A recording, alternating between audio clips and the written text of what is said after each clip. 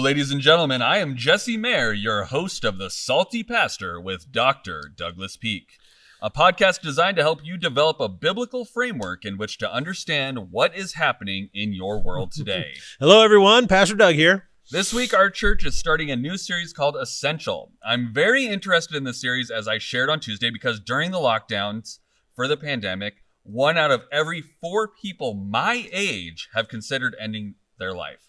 That's 25%. It seems to me that when people are told they're not essential, they just end up believing their lives are meaningless and they lose hope. So how will our study of Ephesians change any of this, Pastor? Well, if you haven't heard Tuesdays, I just encourage you to go back and listen to it, because in Ephesians chapter 1, what we see is Paul laying out God's ultimate plan for every human being. And at its core, God's plan is an affirmation of not only his love of us in his process of redeeming us, but that every human person has dignity. So God's will for every person is redemption. Second, I think studying Ephesians is critical because what's going on in today's world right now is the end result of a philosophy that has permeated every aspect of modern education. And what people don't realize is it's not just my opinion that this is the case, but many, many philosophers have said this over and over and over again, and that is the end result of the current philosophical position that is being adopted and taught in universities is nihilism. And basically, nihilism means a life with zero purpose. There's no reason to be alive, and that's nihilistic living. And when you look back through the history of philosophy over the last 4,000 years, you see the issue of nihilism coming up all the time. And so for people who take philosophy seriously, which every human being does, whether they know it or not, they have to deal with this issue of meaning and purpose in life and where it comes from. So how does a biblical worldview make any difference to people my age who are experiencing the highest level of anxiety and depression ever recorded? I mean, the joke about millennials and all of their craziness is actually statistically proven at this point. We're a little off. So, We're a little off. So tell me. Okay, you said that, I didn't. Yeah, so. I can because I am one. So that's how it works, right? Well, I think when you strip it all down, and in my conversations with people, is they have no foundation for a belief that their life matters. And this is a really critical point to understand. You can tell a person they matter. You can tell them they are great. You can tell them they should feel good about themselves. You can tell them they're winners, that they're important. But if it's not grounded in truth, if there's not a reality that is foundational to those statements, they will reject that. Their brain rejects it. And so that creates a spiritual division, an incongruence in their soul. And that is, I'm supposed to be great. I'm supposed to be awesome. I'm always a winner, but why am I so miserable? I'm the special snowflake. I got all the participation awards. Yeah. And I'm not saying that this is their fault. What I'm saying is that this philosophy has been fed to them and they have not been given the tools to see what it's done to them and is doing to them, to their relationships, to their sense of self-worth, to their sense of courage and confidence. And so a biblical worldview is grounded in a foundational truth of what human dignity is and where it comes from. The secular humanist view is that humanity ultimately doesn't have a purpose for being alive. When you take God out of the equation, as Timothy Keller says, I defy you to give me a rational, not an emotional, but a rational basis for why cutting down a tree or cutting down a human being is different. You can't do it rationally. And so what's happening is millennials have been taught to just focus in the area of emotion so much that what they don't realize is that there's a huge part of them, because they're human beings, that is very rational and has their conclusions have to be based in a rational foundational truth. Otherwise, they get, that's why we're adrift. We don't yeah, have an you're anchor. adrift. There's no anchor. Exactly. So, what you believe about yourself is one of the most important things about yourself. We said that last Tuesday, and it drives the sense of who you are. It gives you the sense of who you are in life and what is the point and purpose of your life, even whether you're happy or not. That your sense of happiness doesn't come when you do happy things or you think things that make you happy. What is really critical is happiness comes from your inner belief in your soul of who you really are and what's the point and purpose of your life. So that's quite a different sense of what you hear in today's world of what's going to make you happy.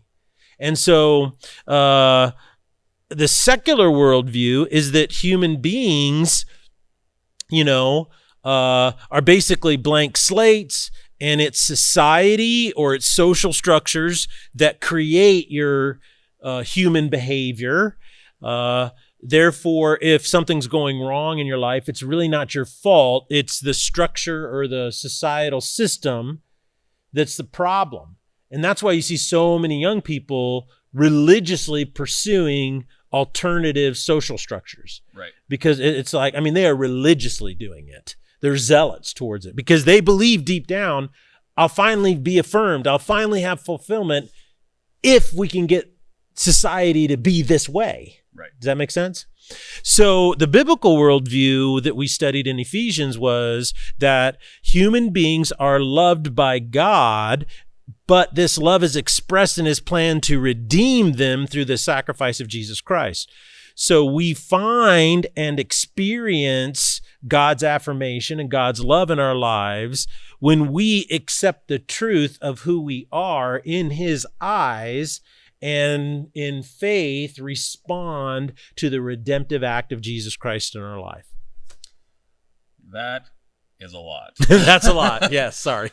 No, but it's good. I think it's good to have that broad spectrum of what we're actually dealing with. And that's why Ephesians is going to help us. Yeah, and it's I think us understanding what the battle is and what the framework is important, because a lot of these things you don't think about on a daily basis. That's correct. You might because you're you, because I'm but weird. The rest of us don't.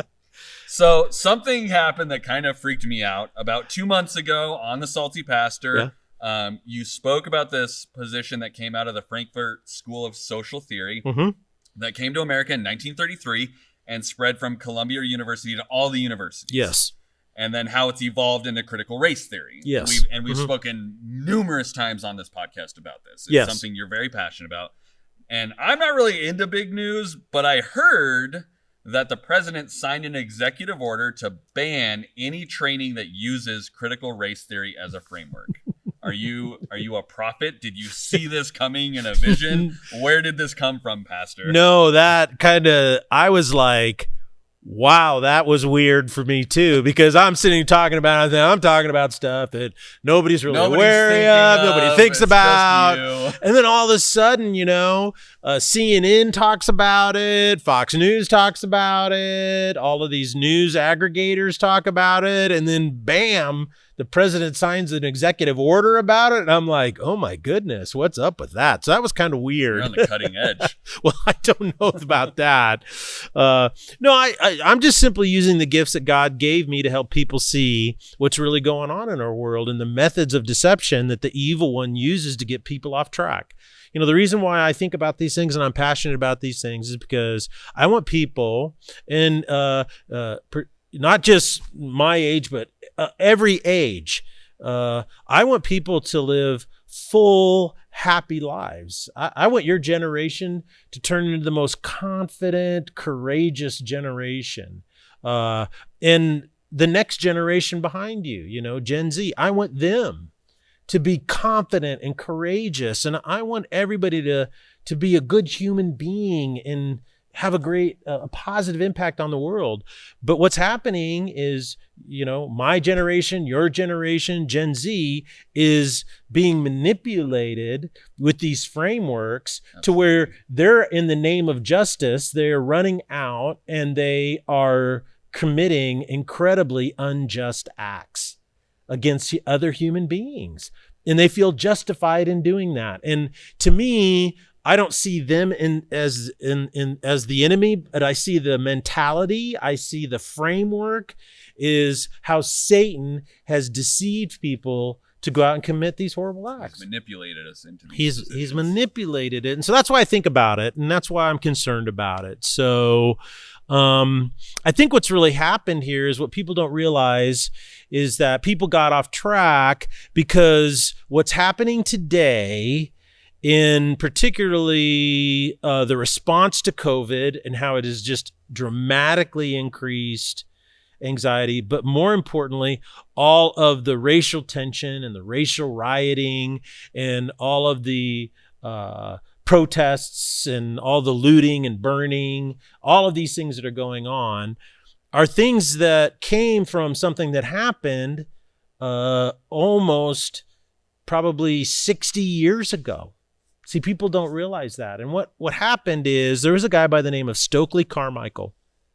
And he, in the 60s, some of these initial principles and philosophies were really seeded, but they came out of the critical social theory of the Frankfurt School that started being taught in the 40s. So what happens when all of those soldiers come back from World War II in 1945? Well, we all know the first thing they do is they get married and they have babies. So by 1945, these philosophies had been distributed, right? Because all the patriots, and I don't mean this in a derogatory way, just as a descriptive way, is that all the patriots, all the people who wanted to fight, for America and so forth, they all went out and fought. But the communists and socialists and people into this critical social theory, Marxists, they didn't want to go fight. Right. They wanted to teach their philosophy. So they didn't call it communism because obviously of the Cold War, nobody would fly for that. But what happened is this generation then was raised in it, and that's when critical race theory really started, was in the 60s. And there was a guy by the name of Stokely Carmichael, and he changed the entire meaning of racism. What racism used to mean is that if there's any law, any regulation, any system that gives one person favor over another due to their ethnicity, that's wrong. Right. And so we're going to outlaw that. And that was outlawed in 1964 through the Civil Rights Act. And what's really interesting is it was outlawed because the majority of Americans already knew that was wrong. And the majority of Americans were not practicing that. But it was designed because there were some states in the South, right, that weren't doing that. Okay. So the entire country was basically saying, hey, if you're going to be a part of America, you need to knock it off. And so it passed, And what happened, though, is Stokely Carmichael, once that was passed in 64, he changed the meaning of racism. And what he said was this, is that when you look at your society, if there's any unequal outcome about anything, that's due to a systemic problem. So that's really taken root in this critical race theory. And that's really the foundation, is that you look at anything, and if you can identify any unequal disparity, then that's because the system is set you up to fail. Yeah, has done that, and the system must be torn down. And so because of that, the unspoken premise is that inequality is not due to any individual choice or, like your life, right? It's due to a system. Therefore, the system must be torn down and a new system put in its place. However, you always must ask yourself a question, and that is, what is the new system, right? What is that? It's all about tearing it down, but there's no there's no fixing. Yeah. There's no proposed change to it. Yeah, It's and just, last I don't like this one. Yeah. And I talked about the illustration of G.K. Chesterton. You buy a field and has a building in it and you tear it down. And what you tore down was the irrigation system that gave the land its value. Right. And the thing is that if we are not aware of the philosophical goal of this thinking, then we could be led down the merry path. And that's why I'm very always cautious to everybody to say, don't jump on bandwagons. Take some time to think about it and pray about it and work through it. That it doesn't mean that whatever somebody is talking about doesn't need to be considered. But if they're trying to manipulate you by your emotions instead of God's revelatory truth and your own ability to think through it and discover truth, then that's probably a bandwagon as opposed to a movement of what God actually wants to do. And this is really controversial, but I am salty, and I want people to think about this. It's been a while since you've been real salty. Super so salty. Let's do the podcast proud.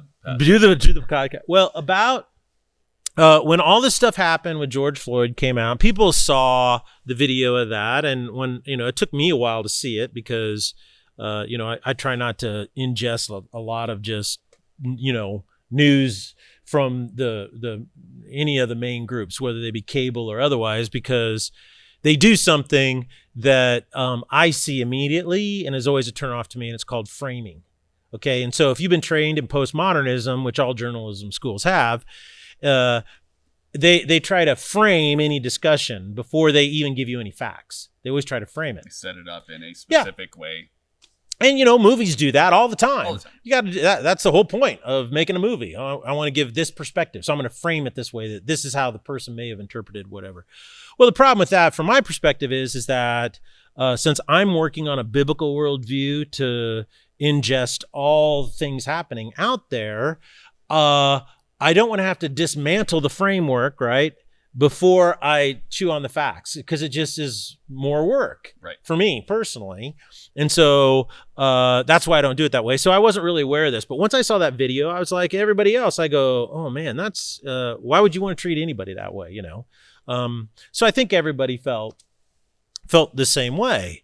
But immediately after that, a lot of churches in America, wanted to, rush to have a position on it or something like that.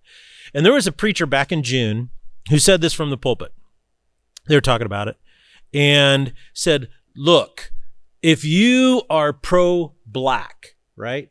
If you are pro-black, this does not make you anti-white. Okay. If you're pro-black, it doesn't make you anti-white. And so I thought about that a little bit. And on the surface, it sounds really nice, but this denies human nature. And second of all, it is not biblical. It is not a biblical worldview. Case in point, if I say I'm Boise State, right? Which you are. Which I'm pro Boise State. I am pro Boise State football. This isn't a hypothetical. This is actual reality. If I were to say I am pro Boise State, but that doesn't mean I'm anti BYU, what happens when they play each other? You're rooting for Boise State. I'm rooting for Boise State. You're not That's saying, right. Go both teams. I hope you both tie. Yeah. And see, here's the framework. In critical race theory, we are only part of groups, and each group is constantly playing against each other. So by default, when you pick a group, you do so that at the expense of another group. This is not only human nature. This is the framework of critical race theory. If I have 4 children and I say I am pro firstborn, then by default, I am lesser concerned about the other 3. Won't I play favorites for that group? Absolutely. If I say I am pro poor people, you will support policies that support poor people, even if they are unjust towards wealthy people. See, that's how you justify injustice, And this is really important in human nature, is that nobody that I have ever met who did really an unjust thing starts the day off saying, I'm going to go out and see how I can treat people with evil and be unjust towards them.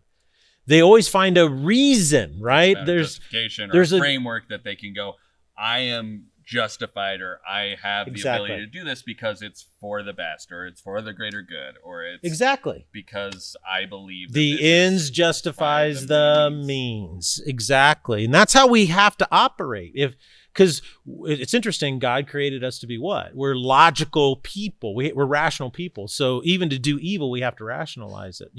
It's really, really crazy. So, but if you are pro-poor people, by default, you're going to choose them and their needs over any other group if you see society as groups of people. And I guarantee you will end up resenting rich people.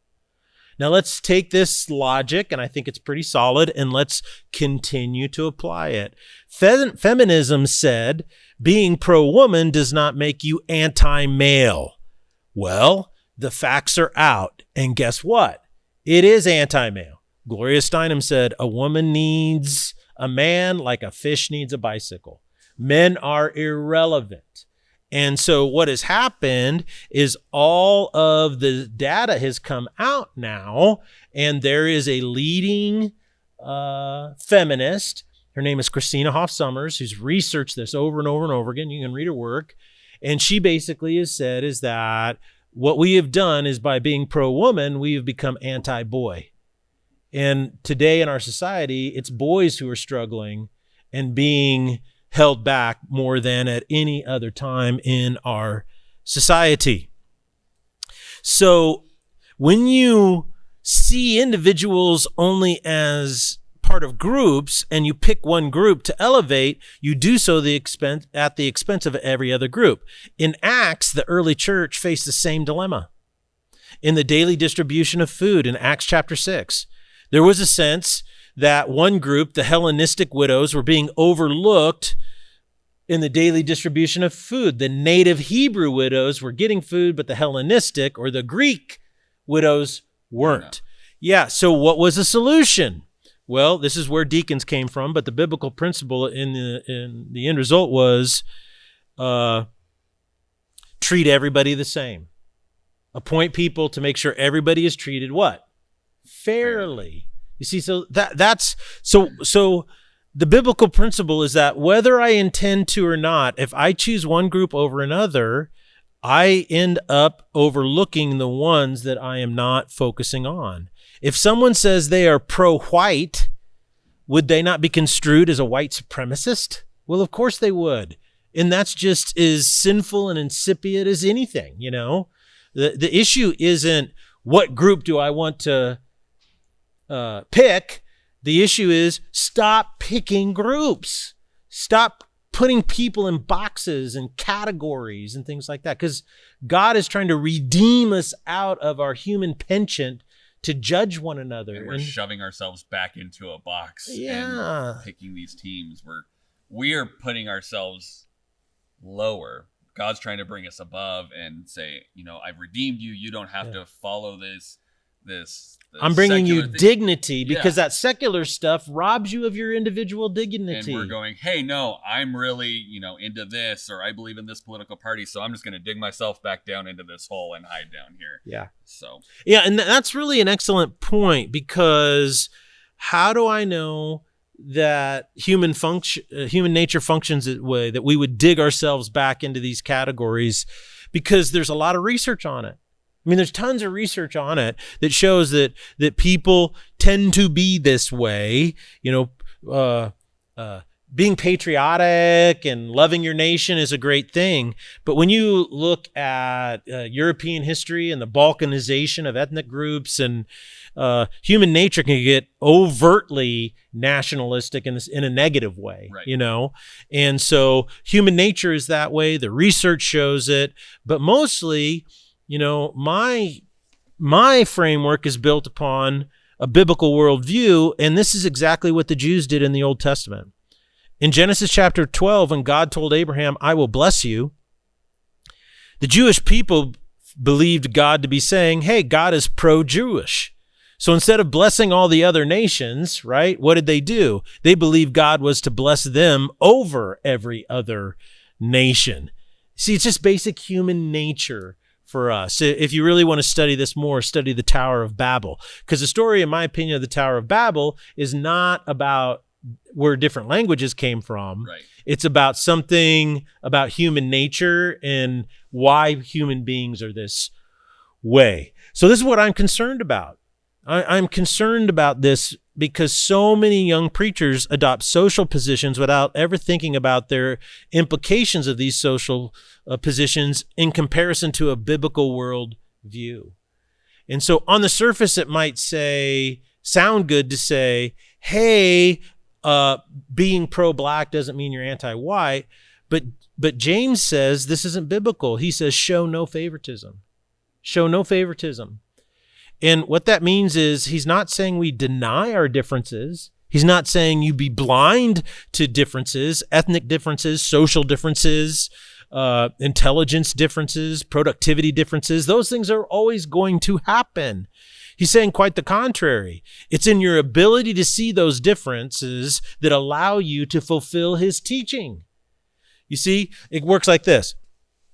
I see those people as poor, so I must intentionally treat them the same as everybody else. I'm not going to subconsciously treat them differently because my human nature, and all human beings are this way, we tend to do what? Treat people differently that are not like us. It's just, that's kind of how we are. So the key then becomes this, is by noticing the difference, I intentionally can ensure that I'm treating them the same. If I see a rich person, I'm not to show any favoritism. I'm supposed to treat them what? The same. If I see anybody in any type of different ethnicity than me, I need to intentionally choose to treat them the same. And that's why I feel it's so important to not pick one group over another.